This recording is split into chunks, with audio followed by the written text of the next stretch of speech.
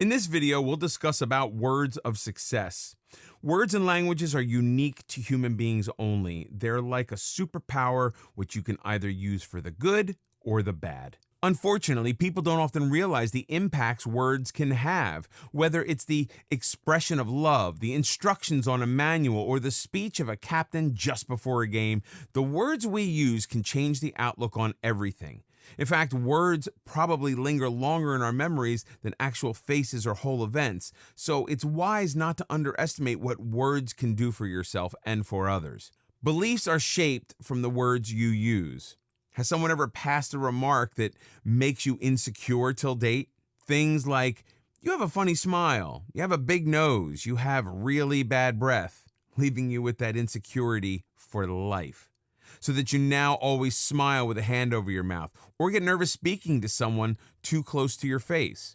That's how words mold your beliefs. That's how words from others change what you think of yourselves. The same goes for compliments.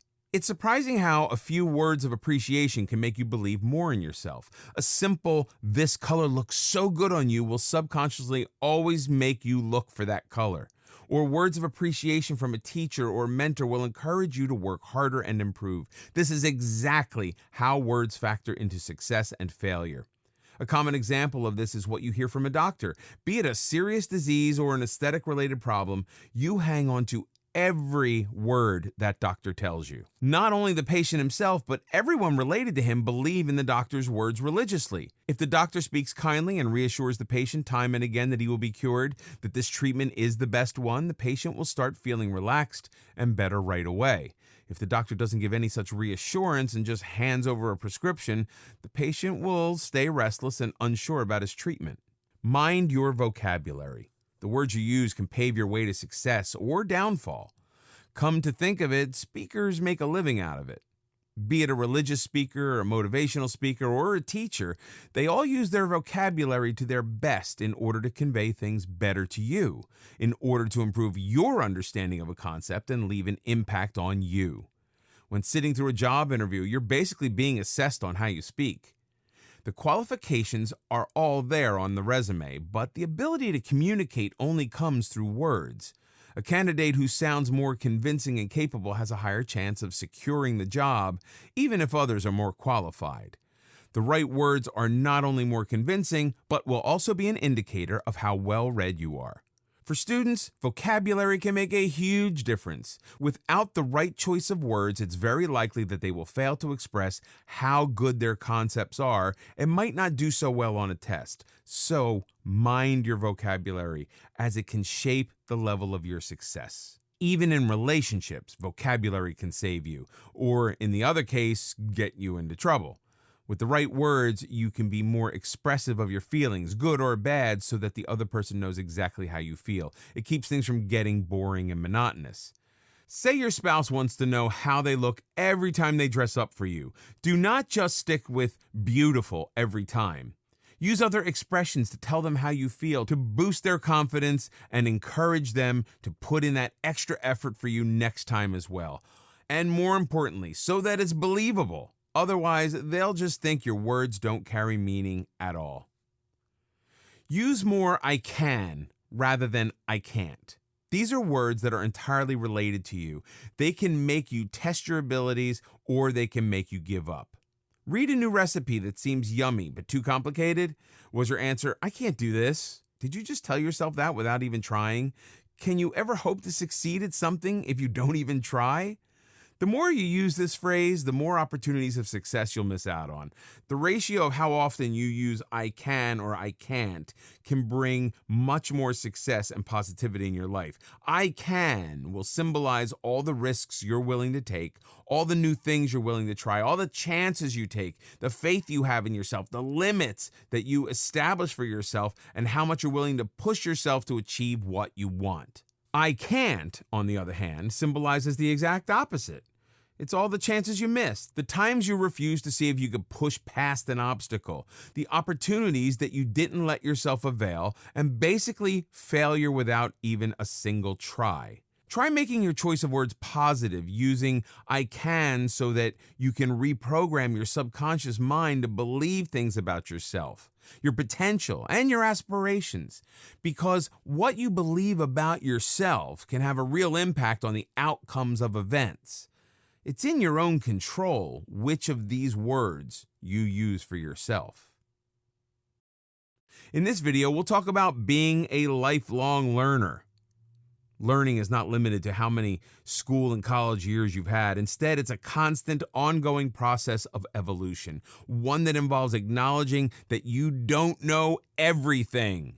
It's an important factor in shaping your personality, introducing new concepts and ideas to you, and helping you educate yourself without any limitations. If anything, the worst thing you could do to yourself is insist that you already know everything.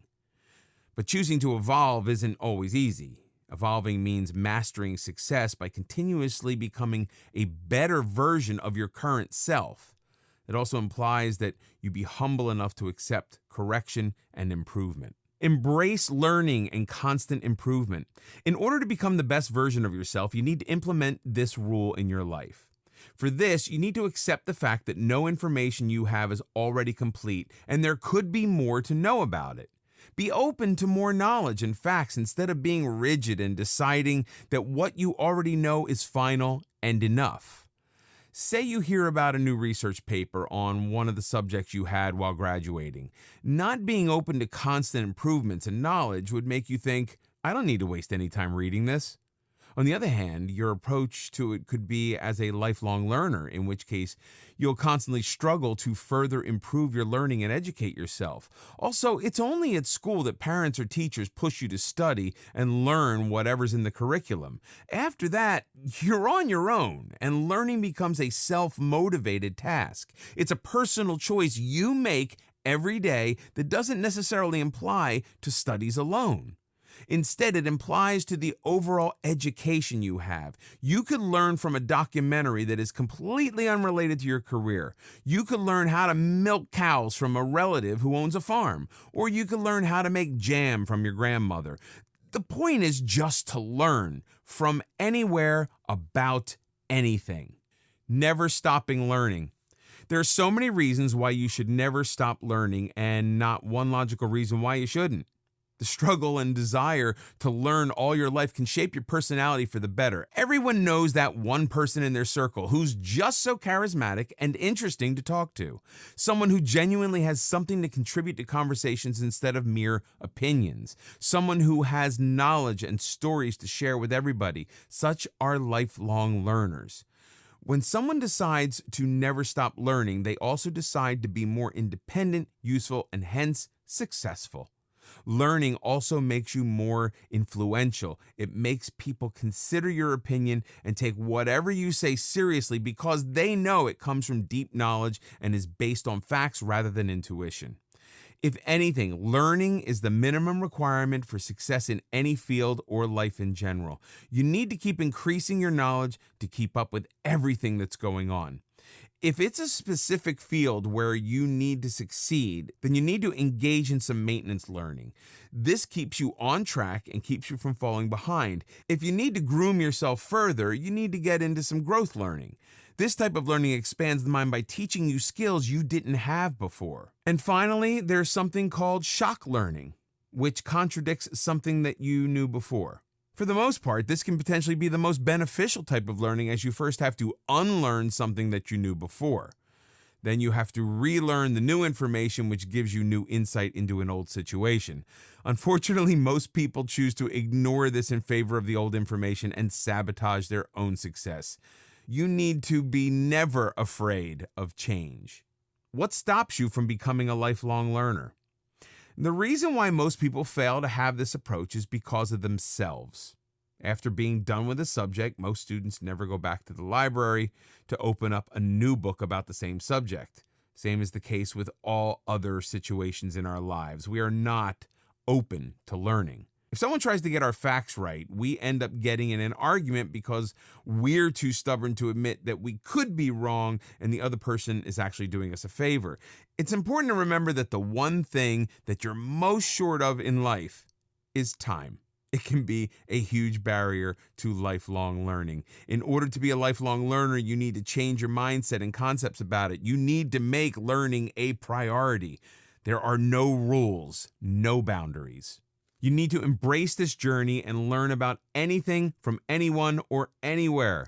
It's not about pouring yourself into books. It's about things you learn every day from those around you. It's not confined to the walls of a lecture hall. Live as if you were going to die tomorrow. Learn as if you were to live forever. Mahatma Gandhi. Great thinkers, leaders, and influencers all had many things in common. Lifelong learning is one of them. In order to achieve personal success and also to be more valuable and useful to those around you, be a lifelong learner. Don't confine your learning to years or places. Don't confine to learn just from books. Anyone and any event can teach you important things as long as you set your mind to it. Have a strong desire, almost a hunger for knowledge. Without real passion towards learning, it'll be like a burden you bear in school years, not education.